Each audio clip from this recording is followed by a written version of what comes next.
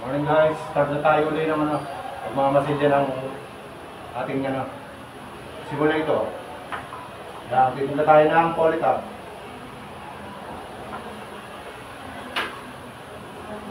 Para sa mga mga duktungan. Yun lang yung tip ko para sa mga katulad kong pintor. Mas madaling pang masilya yung Polytop sa mga duktungan. Saka doon sa mga hindi pantay. Yan. Pag na-mix na kung gano'n, pwede na natin pahit. Ganito lang po ang pag-apply niyan.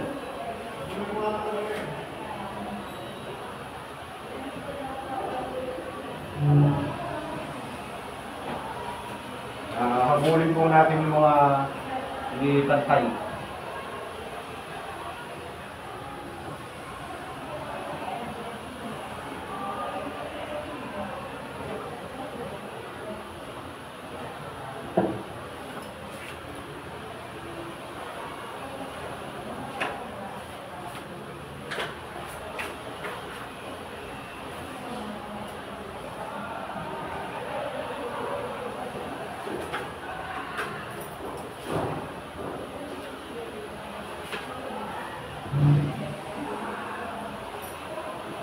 Ganun lang po guys ang pag-apply ng ng Polytop natin sa mga wood natin hindi pantay, sa mga duktungan, sa mga pinagtakuan o pinag-black screwan.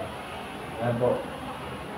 So malapit na tayo matapos dyan sa pagmamasilya natin, sa pagpreparasyon natin. So sa susunod na video ko po, makikita nyo po kung paano natin i-first coating yan. So siyempre lilihain muna natin yan. So yan po muna yung tip na may ibibigay sa inyo. Sa next video ko po, makikita nyo yan. So ano po yung mga susunod natin gagawin. Salamat po at masubaybayan nyo po yung aking mga video. Thank you.